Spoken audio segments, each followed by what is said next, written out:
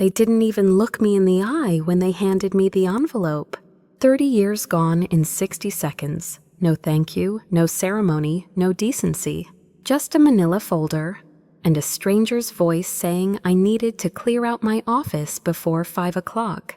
3 days. That's all I had left before my retirement benefits fully vested. 30 years of spotless service at Aerotech Solutions, and they dumped me like old printer paper 3 days too soon. I should have cried. I should have begged. That's what they expected.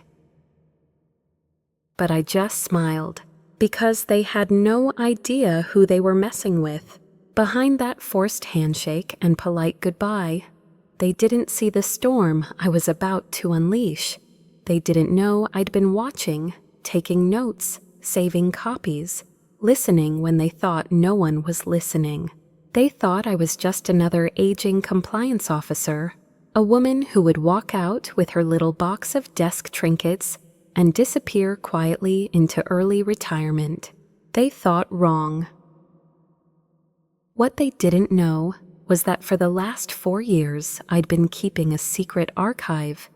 Emails, memos, falsified reports, whispered conversations behind closed doors. I had them all, and now that they'd pushed me out just inches from the finish line, I was done protecting them.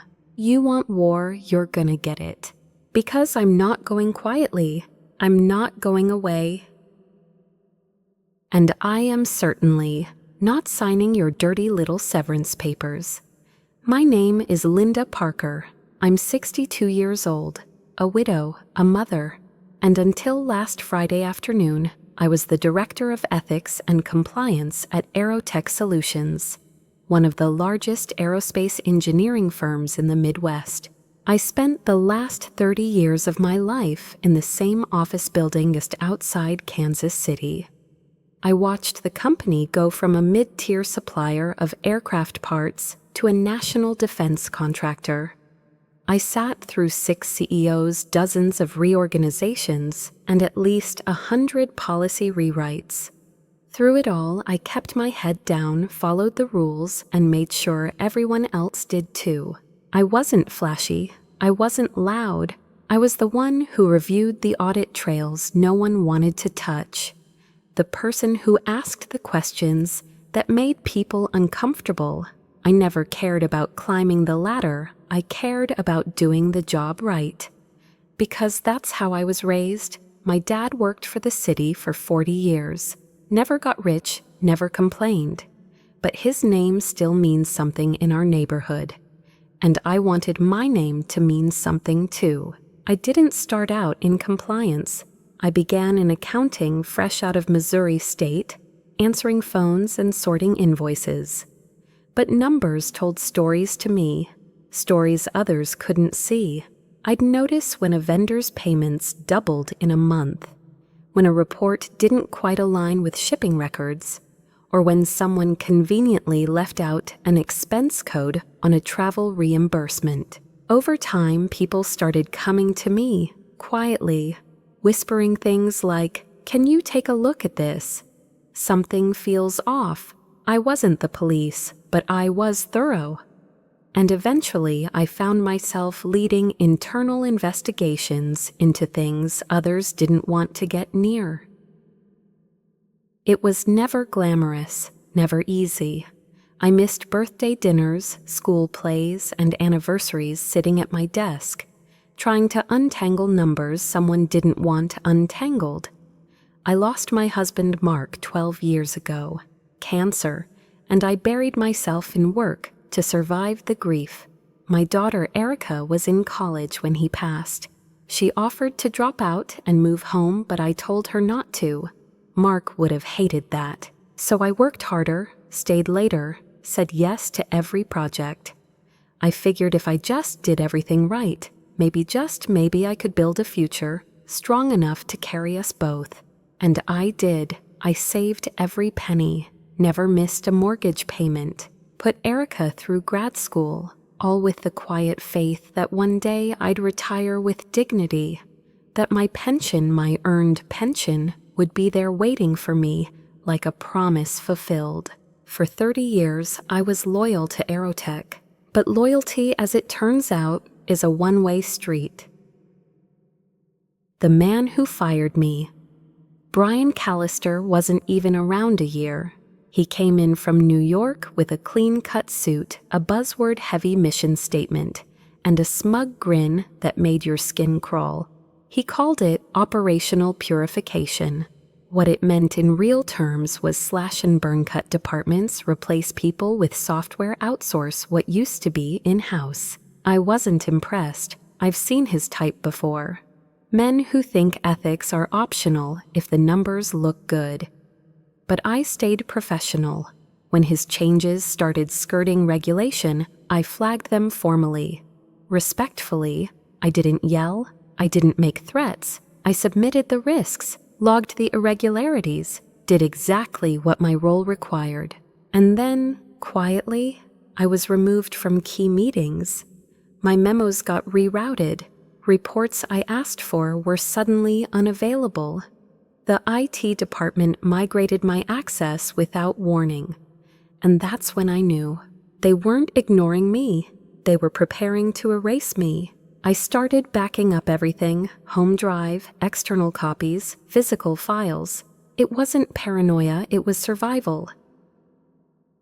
Because Brian wasn't just cost-cutting, he was covering tracks. I could see it clear as day, and I knew he could see that I saw it.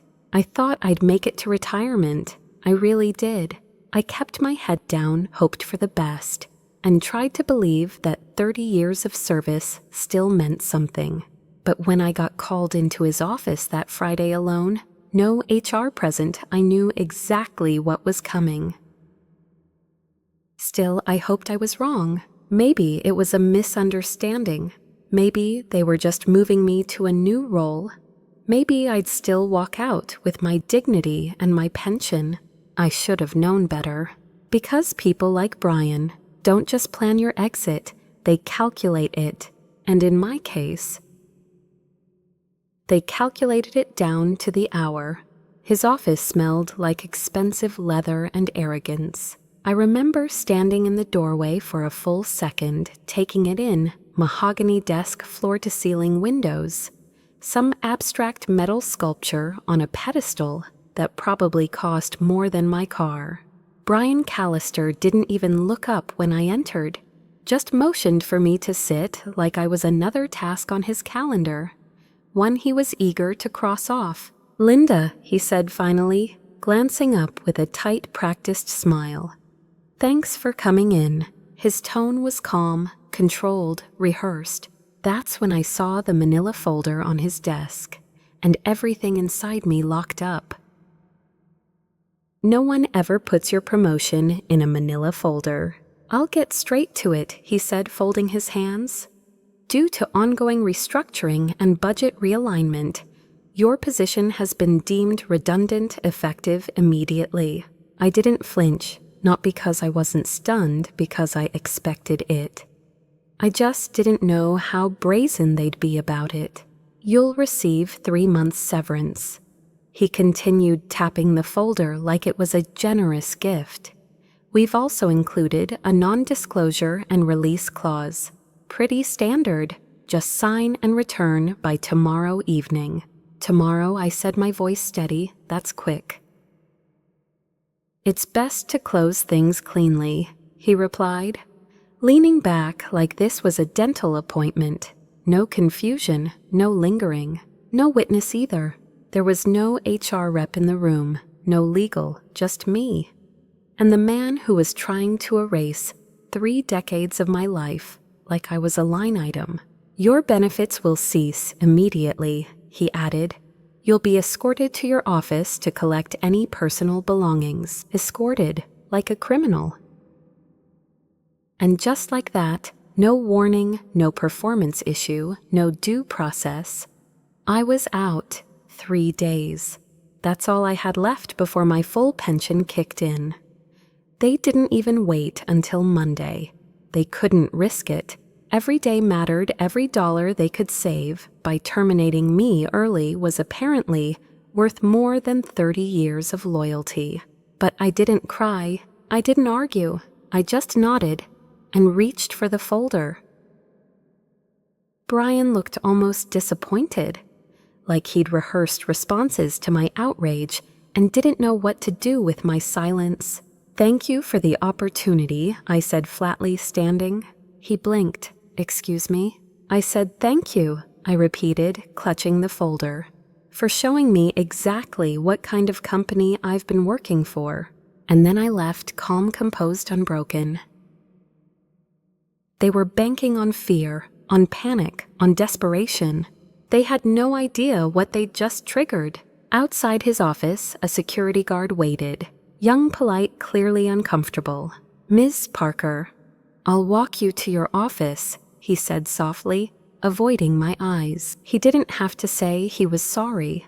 I could see it in his posture, in the way he slowed his steps so I could catch my breath, like he knew this wasn't just a job loss. This was a gut punch, a betrayal, a violation. Inside my office, Janet from HR stood like a ghost, wringing her hands, not saying much. She was the one they sent to collect my badge and escort me out. We'd shared holiday parties, potlucks, even family photos over the years. Now she wouldn't meet my eyes either. "I'm so sorry, Linda," she whispered. This isn't right." "No," I said calmly, placing my coffee mug in the box. "It's not." I took only what mattered. A framed photo of Mark and Erica. A small ceramic plant she gave me back in high school.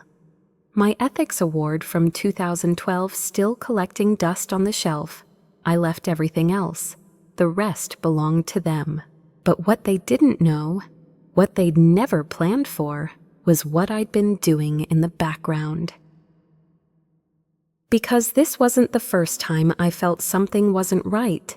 Over the past 4 years, I'd quietly documented every anomaly, every sketchy adjustment, every backdated certification. I'd tried the right way, first internal channels, formal reports, flagged memos. Each one vanished into silence, or worse, got rerouted directly to Brian's office after he arrived. They didn't correct the problems. They covered them up, and now they wanted me gone before I could connect the final dots. At home that evening, I sat at my kitchen table, staring at the severance papers, 3 months' pay, in exchange for total silence. It was laughable, an insult dressed as mercy. The legal language was clear. By signing, I'd waive all future claims. I'd be giving up my pension, my right to sue, my ability to speak. It wasn't severance, it was a muzzle. They counted on people like me being too tired, too scared to fight back. They thought I'd be overwhelmed, isolated, finished, but they underestimated something important. I've spent my entire career watching for patterns, for breaks in data, for inconsistencies hidden in plain sight. And everything about this, every word, every move, screamed orchestration. This wasn't just about cost-cutting. This was surgical, strategic, calculated. And now I was done playing nice. The house was quiet that night, too quiet. I sat in the dim kitchen with the severance folder still unopened beside my mug of lukewarm tea. The documents inside were supposed to be binding, final, the end of a career. But I knew better. I'd seen contracts like that before, quick, urgent, buried in legalese, meant to intimidate, to confuse, to corner. This one wasn't written to protect me. It was built to protect them. I slid the folder aside and stood up. My hands trembled slightly, not from fear but from a calm, smoldering resolve I hadn't felt in years. I walked down the hallway to my home office, past the photos on the wall. Mark in his uniform, Erica holding her first science fair ribbon, us at the lake that last summer before the diagnosis. I paused in front of the tall bookshelf, kneeling down to the bottom row. Behind a line of old binders and family albums was a steel fireproof lockbox, scratched from decades of use. I spun the combination. Click. Opened the lid. Inside was everything. 4 years of quiet resistance, documented, organized, verified. It started as instinct. A copied email here, a duplicate report there. Notes from meetings where numbers didn't add up. At first, I kept them just in case someone asked questions, in case someone higher up finally decided to listen. But no one did, and the irregularities kept growing. Fake signatures on safety certifications, altered timestamps on component testing, invoices billed for materials that never shipped, and perhaps worst of all, internal emails directing teams to retroactively clean financial reports before quarterly earnings calls. It wasn't just unethical, it was criminal, and I had proof. I spent hours that night sorting through the files, labeling, indexing, matching my notes to the timeline. By midnight, I had 3 full copies assembled. 1 for safekeeping at my bank, 1 for myself, and 1 for what would come next, because I knew exactly who to call. His name was Raymond Chen. He'd been the chief financial officer at Aerotech a decade ago, before resigning over creative differences with the previous administration. What most people didn't know was that Raymond left to work with the Securities and Exchange Commission, the very agency tasked with investigating corporate fraud. We weren't close friends, but we had mutual respect. He trusted my work ethic. I trusted his sense of justice. I found his number still saved in my contacts, buried beneath years of change untouched but never deleted. My thumb hovered over the screen for a moment. Then I called, Linda Parker. He said, his voice surprised but not unfriendly. Wow, it's been a while. It has, I replied. I wish I was calling under better circumstances. Let me guess, he said, already sounding concerned. This has to do with Aerotech. Yes, I was terminated today, 3 days before my pension locked in. A pause. Jesus. I have documentation, Ray. A lot of it. 4 years worth. Financial fraud. Compliance violations. Internal cover-ups. I tried going through proper channels, but it's all been buried. His tone shifted immediately. Professional. Sharp. Do not sign anything he said. Not the severance, not the NDA, nothing. They're trying to shut you down before you talk. I know. Do you feel safe? He asked bluntly. I do, for now. Good. We need to move fast. I'll arrange a secure meeting with the SEC field office in Kansas City first thing Monday morning. You'll meet with 2 agents, Angela Brennan and James Weston. They're senior investigators. You can trust them. I'll be ready, I said. Linda, this could get ugly, he warned. These cases don't play out quickly. The company's going to push back hard. I don't care, I replied. I'm done watching this happen. We spoke for nearly 2 hours going over protocols, legal protections, what to expect. He walked me through the whistleblower protection program, how to properly disclose the documents, how to maintain chain of custody for evidence. When I finally hung up, it was close to 3 a.m., but I didn't feel tired. I felt awake. The next day, Saturday, I stayed off the grid. I let the calls go to voicemail, Janet from HR, a friendly check-in from someone in legal, even Brian's voice tight and clipped, saying, Linda, we really need to wrap this up. I'd be happy to send a courier for the paperwork. Wrap this up. He wanted to put a bow on my silence. Instead, I made copies. I printed labels. I organized emails chronologically, pairing each one with source reports and handwritten notes. I built timelines, added annotations, highlighted discrepancies with color-coded markers. It was meticulous work, but I'd spent my entire career being meticulous. And this was what 30 years of diligence looked like. By mid-afternoon, I drove to my bank and accessed my safe deposit box, placing one sealed copy of the evidence inside. I handed another copy to a trusted friend out of state. The third, my primary file, remained with me. That evening, Erica called from Seattle like she always did on Saturdays. I wasn't planning to tell her yet, but when I heard her voice, I couldn't pretend. "Mom, you sound different. Is everything okay?" There was a long silence. "I was let go yesterday," I finally said. "What, you're kidding?" "No, they said it was restructuring. But it's because I refused to sign off on some of Brian's latest initiatives. I think they knew I wouldn't stay quiet. You're 3 days from retirement. They can't do that." "They did." Her voice cracked. "I'll come home. I'll fly out tonight." "No, baby," I said softly. "I'm fine. I've got this, really." Are you going to fight it?" I looked out the window. The sky was dusky pink, fading to navy. A quiet calm settled in. "I'm not just going to fight it," I said. "I'm going to expose it." And for the first time in a long time, I didn't feel small. I felt right. Monday morning was unusually bright, the kind of crisp, clean sunlight that made it feel like the world was pressing the reset button. I stepped out of my car and stood in front of the federal building in downtown Kansas City.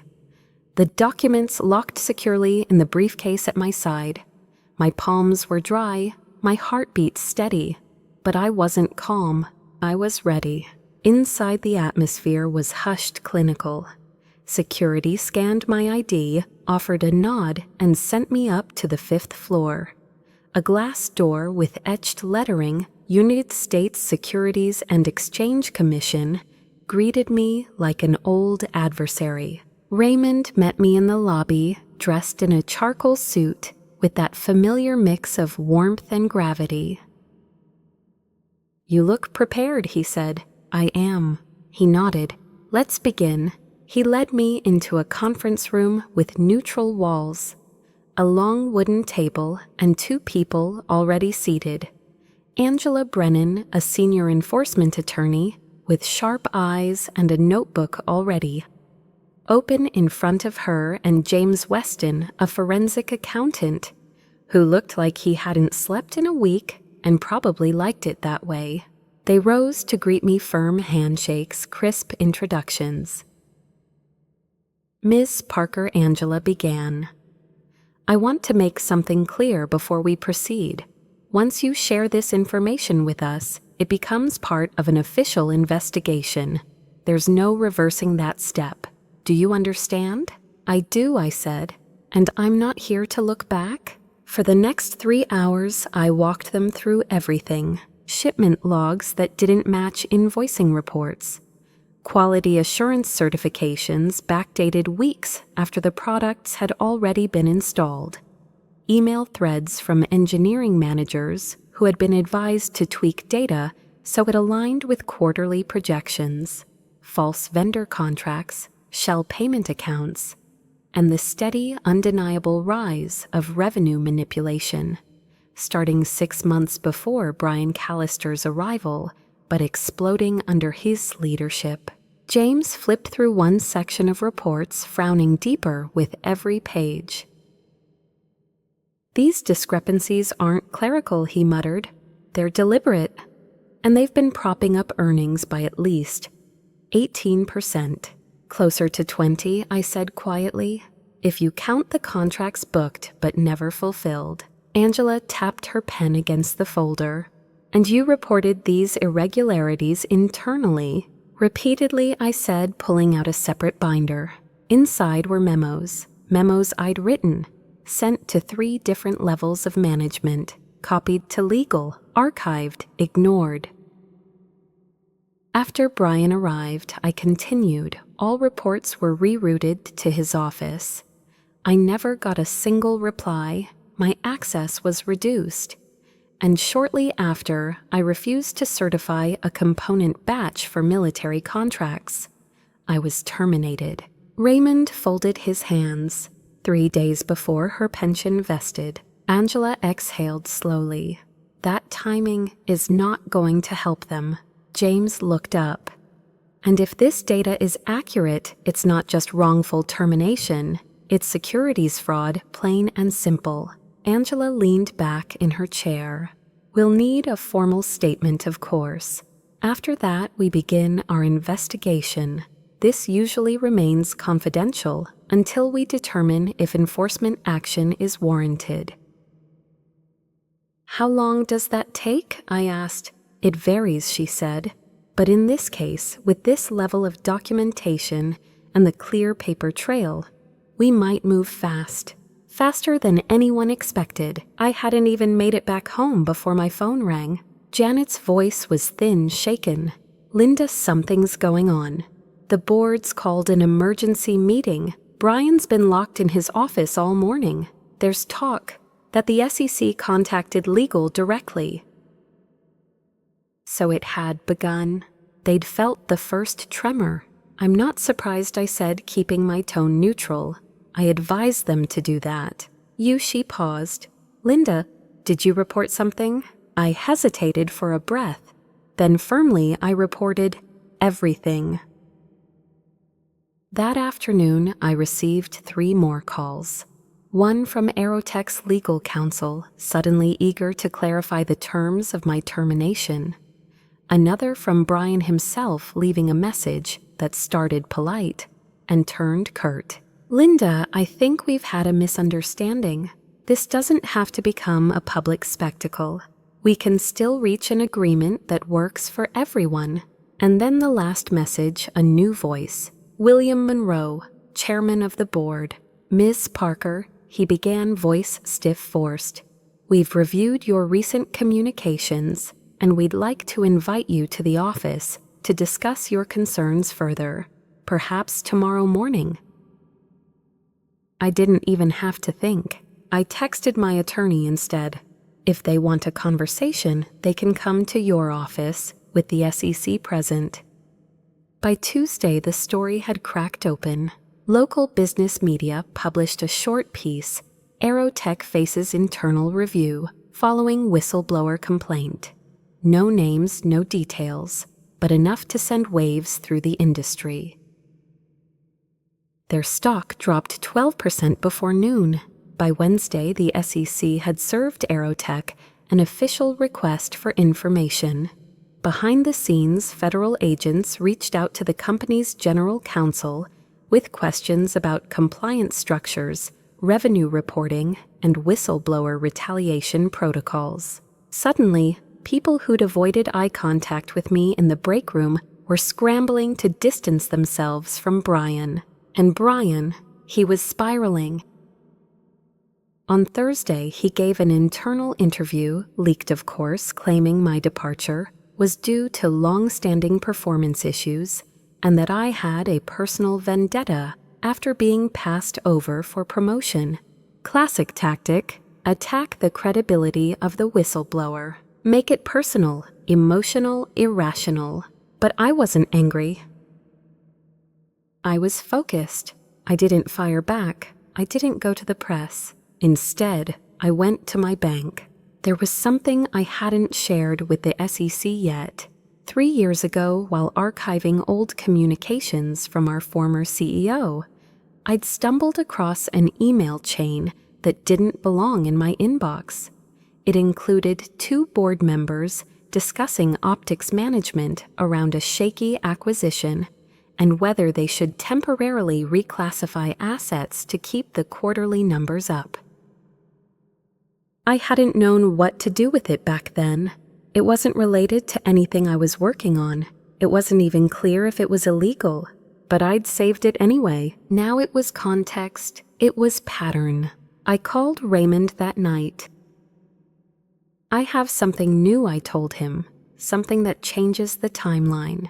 He met me the next morning, and when he read through the emails, he sat back slowly, eyes narrowing. "This goes deeper than Callister," he said. "And if the board knew, this isn't mismanagement." "No," I said, "it's culture." And now it was time to burn it all down. By Friday morning, the storm was no longer whispering behind closed doors.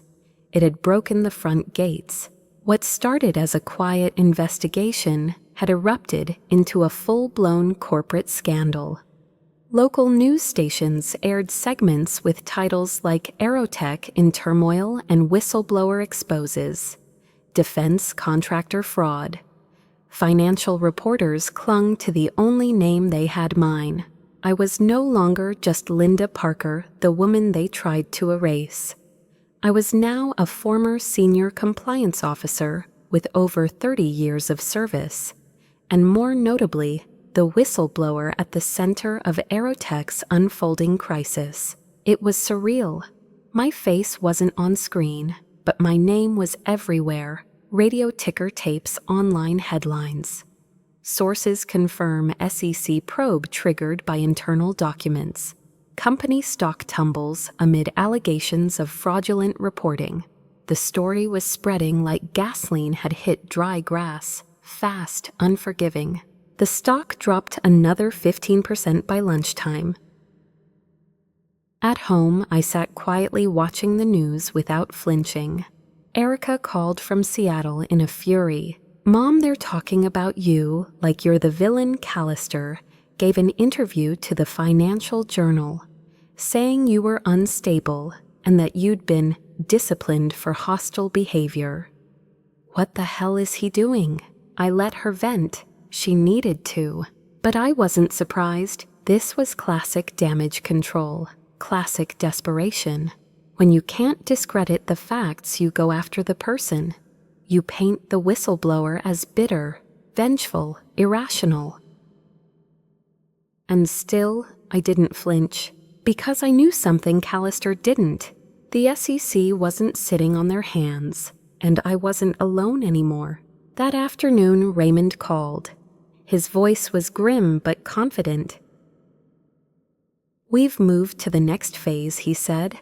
"Angela and James issued preliminary findings to Aerotech's legal team. It's enough to trigger a full enforcement review. They're not waiting. The scope just widened."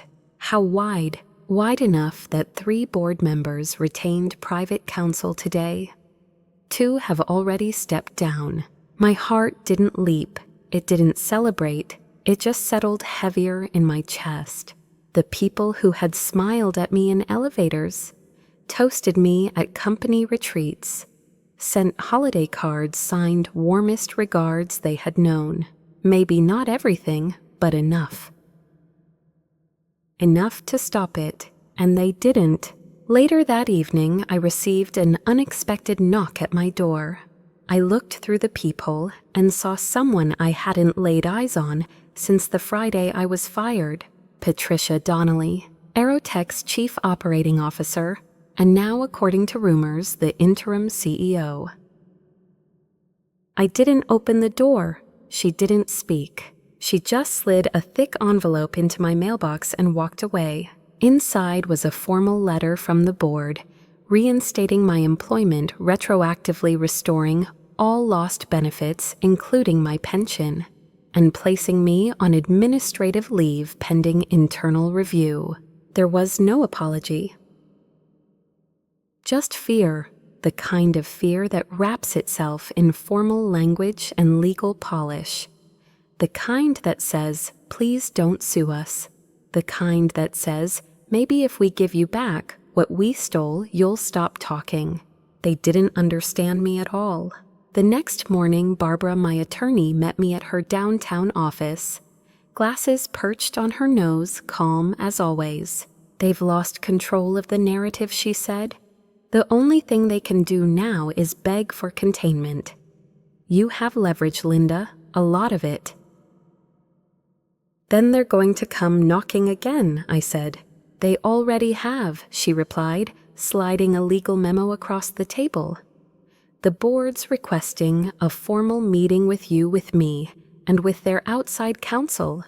They're hoping you'll cooperate and maybe say something to the press about the company's positive internal reforms. I laughed once, a hollow, tired sound. They think I'll clean up their mess for them. They think you'll save their skin. We set the meeting for Monday. By then, the headlines had turned bolder. No more ambiguity. Aerotech facing federal scrutiny over alleged financial fraud. A whistleblower's report may be the company's undoing. Brian Callister was nowhere to be seen. Rumors said he hadn't left his office in days. Others said he was already negotiating an exit package. But I knew better.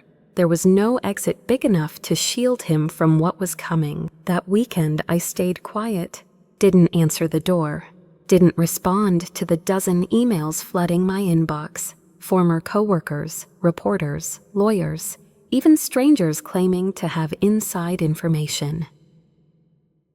Everyone suddenly wanted something from me. The woman they ignored for years was now the center of a maelstrom, and no one could spin it without her voice. But they would have to wait, because Monday wasn't about them. Monday was for truth. At precisely 10 a.m., Barbara and I walked through the doors of Aerotech headquarters, not escorted by security this time, but welcomed, nervously, desperately. The same halls that had once felt sterile now felt stained, guilty. As we passed, employees looked up, then quickly looked down.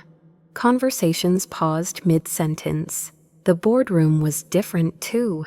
No longer a fortress of polished egos, now just a table of people hoping to survive what they'd ignored for far too long. William Monroe was there, looking thinner, less certain. The company's external legal team sat stiffly, posture-perfect expressions blank. Patricia Donnelly offered a faint nod, but no words. I sat down. Waited. Monroe cleared his throat. Ms. Parker, thank you for coming. We want to formally acknowledge that the company may have mishandled certain aspects of your termination. We're looking into those matters very seriously. Barbara interjected before I could answer. She didn't come here for vague regret. If you want to discuss amends, start with accountability. The room went still. I opened my briefcase, laid down the email timeline I'd kept in a separate binder highlighted in yellow and red. Each flag corresponded to a moment someone in that room had either ignored or suppressed a concern. Each instance was dated, documented, and undeniably theirs. I didn't yell.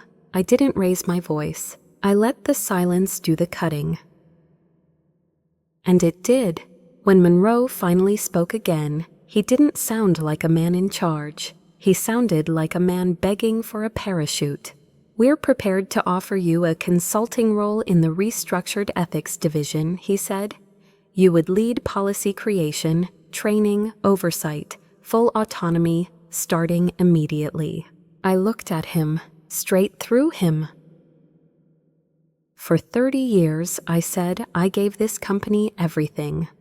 And when you thought I was inconvenient, you discarded me without hesitation. You didn't just fire me, you tried to erase me. No one moved. Barbara folded her hands. We'll consider your offer after we finish cooperating fully with the SEC. No one argued, because they couldn't. As we stood to leave, Monroe offered one last plea. Ms. Parker, we hope you'll speak to the investigators about the actions we're taking now. Your perspective would be invaluable. I stopped at the door, turned back. I'll tell them the truth, I said.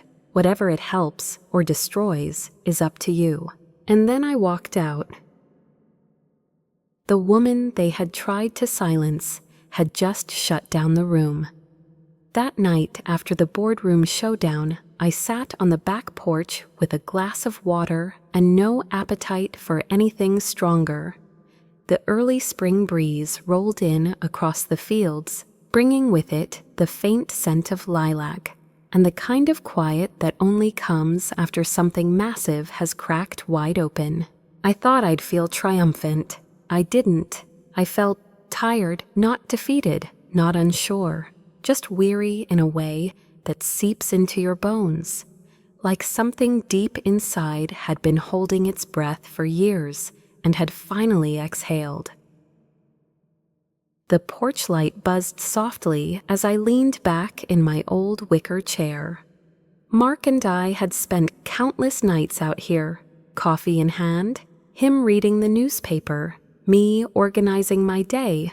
We didn't talk much after dinner, not because we didn't have things to say, but because we didn't need to. He would have hated all this corporate corruption, legal wars headlines with our name tangled in them. But I think he'd be proud too. The phone buzzed beside me, not a call, a text. Erica landed at KCI, got a rental, be home in 45. I stared at the screen for a moment before it sank in. She came. My daughter had left Seattle on the red-eye without asking permission or offering excuses. She just showed up.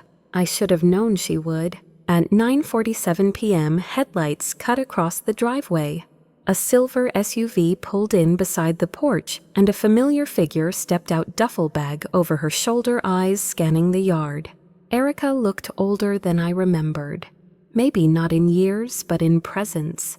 Her posture, her walk firmer somehow, more grounded. She dropped her bag just inside the front door and wrapped her arms around me without saying a word. I stood frozen for a second before my arms closed around her instinctively. "Hi, Mom," she whispered. I swallowed hard. "Hi, baby." We sat inside for a while, the porch door creaking gently in the wind as she made tea, something she always did when she was overwhelmed. Chamomile, 2 sugars, just like her father. She handed me a mug and sat across the table. "I saw the press release," she said finally, "and the interviews, some of the stuff they're saying about you. It's disgusting." I shrugged. That's what people do when they can't argue with evidence. She blinked hard. "But why didn't you tell me everything sooner? I would have come. I could have helped." I looked down at the steam rising from my mug. "Because you were living your life," I said. "Building your own future. You didn't need to get dragged into mine." "That's not your call to make," she said gently. "And you've spent your entire life protecting me. At some point, I get to show up for you too." There was no anger in her voice, just something else, something stronger. Respect. It startled me. This wasn't my little girl anymore. This was a woman, fierce, brilliant, and more like me than I ever realized. "I've been thinking," she continued, tracing her finger around the rim of the cup, "about my job, my life. I've spent the last 5 years doing consulting work for clients I don't believe, in writing strategic frameworks for tech companies who treat ethics like a speed bump. But watching you, hearing what you did, it reminded me of something." "What's that?" I asked. "That doing the right thing isn't just important, it's powerful." I didn't respond right away. The words caught in my throat. "I was planning to renew my contract next month," she said. "But I'm not going to. I've been researching graduate programs in corporate law, especially those focused on regulatory ethics." I blinked. "You want to be a compliance officer?" She laughed. "Not quite, but I want to be in the room where decisions get made. I want to be the person who gets listened to. And if I can help people like you have a louder voice, that's a life I'd be proud of." I stared at her, overwhelmed by a dozen emotions crashing into each other.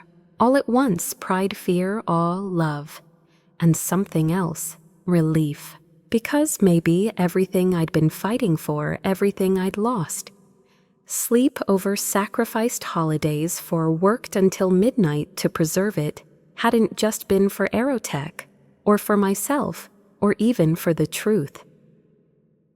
Maybe it had been for her, to show her that a quiet woman in a cubicle could still bring a corporation to its knees. That courage doesn't always roar. Sometimes it shows up in Excel spreadsheets and archived emails, and sometimes it shows up as your daughter, stepping off a plane ready to stand beside you. Later that night, as she curled up on the couch under Mark's old Afghan, I tucked a blanket around her and turned out the lights. She was already asleep, mouth slightly open, one arm slung over her face, like she used to do when she was 6. I stood there in the doorway a while longer watching her. The world hadn't changed. Not yet, but something inside me had. This wasn't just about retribution anymore. This was legacy. The ripple effect started quietly, just a few murmurs in industry circles, some private emails from old colleagues asking if the rumors were true. But by the following week, it became undeniable. Aerotech's unraveling wasn't happening in a vacuum. The story had ignited something deeper, something buried in conference rooms and policy binders across the entire defense sector. Raymond called me late Tuesday afternoon. "You'll want to hear this," he said without preamble. He forwarded an internal memo from another aerospace company, Javelin Dynamics. In it, their CEO announced a full compliance audit and immediate restructuring of their ethics oversight. Not because of any reported wrongdoing, but because, in his own words, recent events in our industry have reminded us that integrity must be proven, not assumed. That memo wasn't just reactionary. It was self-preservation. By Thursday, 3 more companies had quietly reached out to the SEC, asking for guidance on voluntary disclosures. Some of them, I suspected, had skeletons in the closet. Others simply didn't want to be next. The dominoes had started falling. I wasn't naive. This wasn't about me. It was about risk management, about optics. No company wanted to be the next Aerotech. No board member wanted to face investors and explain why they ignored their compliance officer. Still, it mattered. It meant the system, however flawed, still had pressure points, and I had pushed one. The media coverage shifted too. What began as a scandal story, the whistleblower, the retaliation, the stock plunge evolved into something more meaningful. National outlets started running feature pieces on corporate accountability. Who's watching the watchdogs? Compliance officers speak out. The high cost of silence. One article even called me the woman who sparked the audit wave. I didn't like the attention, but I understood the importance of it. Barbara, my attorney, suggested I consider speaking publicly, carefully, strategically. The SEC had no issue with it as long as I stuck to general lessons and avoided case specifics, so I said yes. It started small, a panel at the Kansas City Business Forum, then a virtual keynote for a compliance officers network. By the end of the month, I was invited to address a group of policymakers in D.C. The theme of my talk was simple. Silence has a cost, so does courage. Choose wisely. Afterward, several attendees came up just to say thank you. One woman from a transportation tech company pulled me aside. "I've been sitting on a report for months," she whispered. "Our executive team's been manipulating carbon offset data to qualify for federal incentives. I was afraid to speak up until I read about you." She cried as I gave her the contact number for Angela Brennan. Raymond wasn't wrong. It was worse than we thought. But it was also bigger than we'd hoped, because now other people were stepping up, filing reports, starting investigations, asking questions they'd once buried to keep their jobs or avoid conflict. The SEC created a dedicated task force, Internal Compliance Integrity Unit, to handle the surge of whistleblower claims from companies across aerospace transportation and logistics. They even asked me to consult on their intake protocols. I agreed, not for revenge, not for validation, but because there were more of me out there. Quiet women and men in windowless offices, surrounded by data and doubt, wondering if what they'd seen was real or if they were alone. I wanted them to know they weren't. Back at Aerotech, the ripple had turned into a reckoning. 4 board members gone, 2 indicted, Callister facing multiple federal charges. The ethics department completely overhauled its staff, doubled. Its reporting structure moved outside of executive control. Patricia Donnelly, now officially CEO, sent me quarterly updates, not because she had to, but because she wanted to. It was her way of saying, "We're trying," and I believed her. The company didn't collapse, but it changed. More importantly, others noticed, because of one voice, and the 1,000 others who finally found the courage to raise theirs. The collapse didn't happen all at once. It never does. Corporate giants don't shatter like glass. They groan first loud and public, bending under the weight of secrets they swore would never surface. Then they snap. 10 days after the SEC expanded its investigation, Aerotech's world cracked open on national television. CNN ran a breaking report at 8:00 a.m. Sharp Defense Contractor CEO under federal probe alleged misconduct may extend back 5 years. I sat in my living room, coffee in hand, as footage rolled of Brian Callister being escorted into a black vehicle flanked by 2 men in plain suits, the kind you only notice when it's too late. His face was pale, his jaw clenched, his once impeccable tie slightly askew. It was surreal watching him go down. Not in some grand courtroom drama, but in the quiet procedural rhythm of justice. Within hours, Aerotech issued a press release. Effective immediately, Brian Callister has been terminated for cause. The board of directors expresses deep disappointment in the lapses that occurred under his leadership. Deep disappointment, that's what they called it. Not complicity, not denial, not greed, just disappointment. 3 more board members resigned that same day. One of them, Karen Wexler, had personally signed off on the restructuring plan that led to my dismissal. Her exit statement cited health reasons and a desire to spend more time with family. No apology, no ownership, but the world didn't need her confession anymore. The documents spoke louder than any boardroom statement ever could. Raymond called around noon. "It's happening faster than I expected," he said.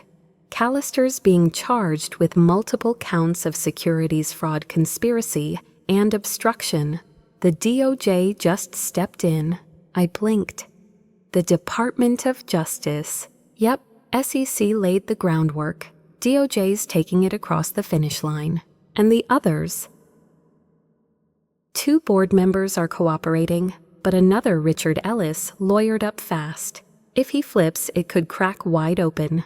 I exhaled slowly, staring at the muted TV, where a reporter pointed at Aerotech's headquarters behind her. "Linda, you okay?" Raymond asked gently. I hesitated. "I don't know," I admitted. "I thought I'd feel relieved, vindicated maybe. And instead, I feel like I'm standing in the wreckage of something I helped build."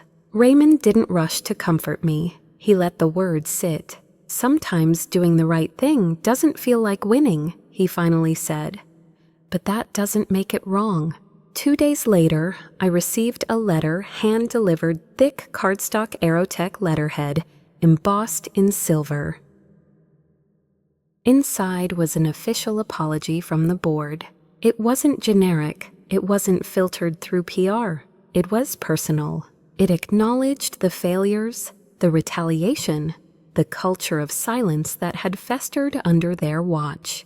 They admitted I had done my job, that I had warned them, that they didn't listen. They offered a formal settlement, 5 years salary retroactive pension, vesting full lifetime health care coverage, not as a bribe, but as restitution, and more importantly, they invited me to participate in rebuilding. We would be honored, it read, if you would help us design a new ethics oversight structure from the ground up. I didn't answer right away. Instead, I drove past the old elementary school where Erica used to wait on the steps with her backpack too big for her shoulders, past the church where Mark and I had exchanged vows under a maple tree years before.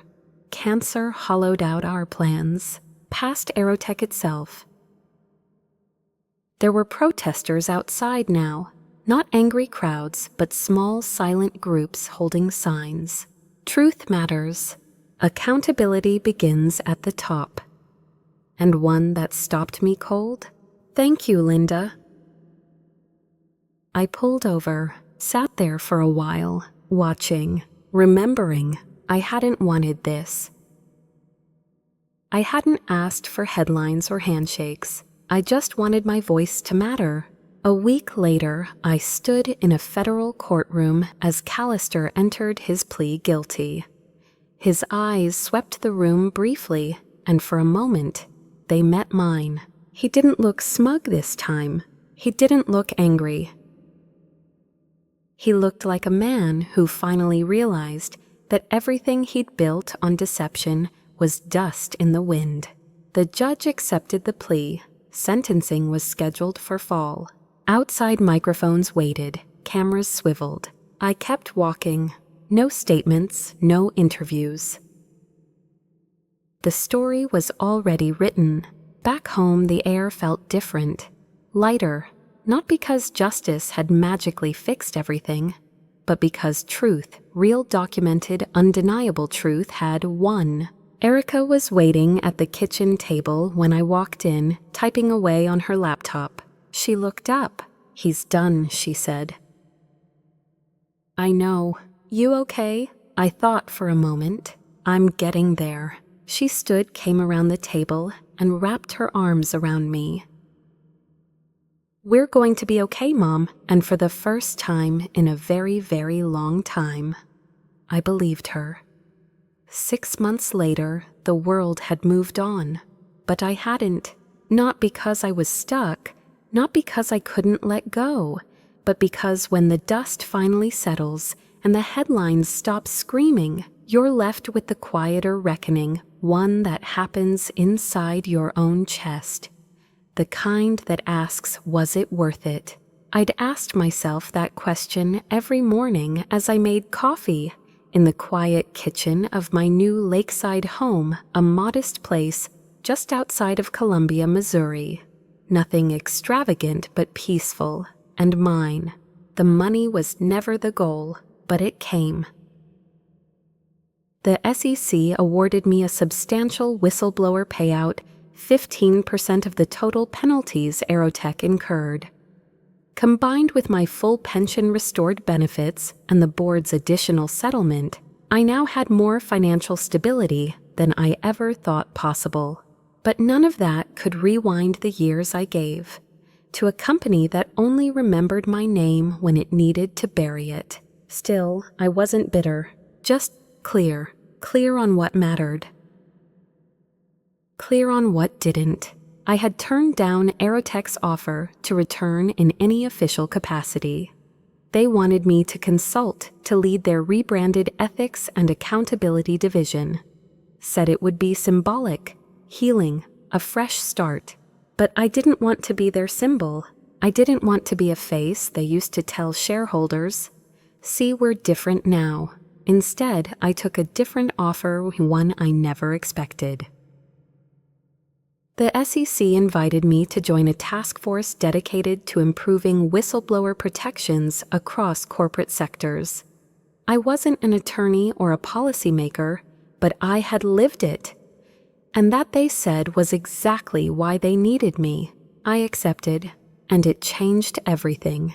I spent the next few months helping rewrite intake procedures, building new confidentiality guidelines, training younger investigators on what retaliation looks like, not in theory, but in practice, not in courtrooms, but in break rooms. I spoke at universities, at compliance conferences, at ethics workshops, filled with 20-somethings who reminded me of myself at that age, idealistic sharp still believing the system worked just because it was supposed to. And every time I stood at that podium, I told them the truth. That integrity isn't a switch you flip when it's convenient. It's a posture, a spine, a decision you make again and again, even when no one sees it, especially when no one sees it. I established a scholarship fund in Mark's name for women pursuing careers in corporate accountability. Erica helped me set up the foundation. She'd moved back to Missouri temporarily at first, but she stayed, said she wanted to be close, said she needed space to think. One weekend while walking along the shoreline, she turned to me and said I applied to law school. I stopped mid-step. She smiled. Corporate law, ethics concentration. I start in the fall. I couldn't speak, not right away. I just hugged her and let the tears come quietly. That night over dinner, she asked me something I hadn't expected. "Do you regret it?" she said. "Staying at Aerotech all those years? Everything you went through." I paused, thought carefully, then set down my fork. "No," I said. "I regret that it was necessary, that the people around me didn't do their jobs, and that I had to carry something they were too scared or too selfish to face. But I don't regret staying. I don't regret doing the work. I don't regret being the person who said enough." She nodded slowly, taking it in. "You taught me that," she said. "Not with lectures, with action." And that was the answer I didn't know I'd needed. Because the fight for integrity isn't about headlines. It's about legacy. It's about showing your children, your peers, and most of all yourself, that your values aren't for sale. That silence might feel safer, but it leaves a scar. That doing the right thing doesn't guarantee reward, but it does guarantee something more important: peace. The Aerotech scandal became a case study in business schools, a warning in ethics courses, a checkbox on compliance training. I read articles that described me as instrumental, heroic, a lone voice. But I didn't feel like a hero. I felt like a woman who got tired of being quiet, a woman who chose to believe that truth, unwelcome, inconvenient, and unglamorous, was still worth standing for. They used to call me just a compliance officer. Now they know better. I read Aerotech's annual report that winter. It was full of big promises, new oversight models, independent audits, culture reforms. I didn't believe every word, but I saw the changes, real ones, measurable ones. They still send me those reports, maybe out of habit, maybe out of guilt, maybe as a kind of apology. I read them, I mark them up, I mail them back with notes. Old habits die hard. One evening, Erica and I sat on the porch, wind brushing the water stars flickering overhead, her daughter asleep inside. "Mom," she said, sipping from her mug, "I think I finally get it. Why you stayed so long. Why you didn't walk away, even when it got hard. Why," I asked, half smiling. "Because you believed the truth had weight. That no matter how long it takes, it sinks, and it settles, and it changes things." I looked at her, my heart full in a way I couldn't explain. She was right. The truth does have weight. It might not win every battle, but it always leaves a mark. And sometimes that's enough. So to anyone listening to the person sitting alone in an office, staring at a screen that doesn't make sense, hearing things that feel wrong, wondering if you're the only one seeing it clearly, you're not. You're not crazy, you're not overreacting, and you're not alone. Keep records, speak carefully, trust your instincts. And above all, don't mistake silence for safety. Because one voice can shift an entire system. It did. And if it has to again, let it be yours.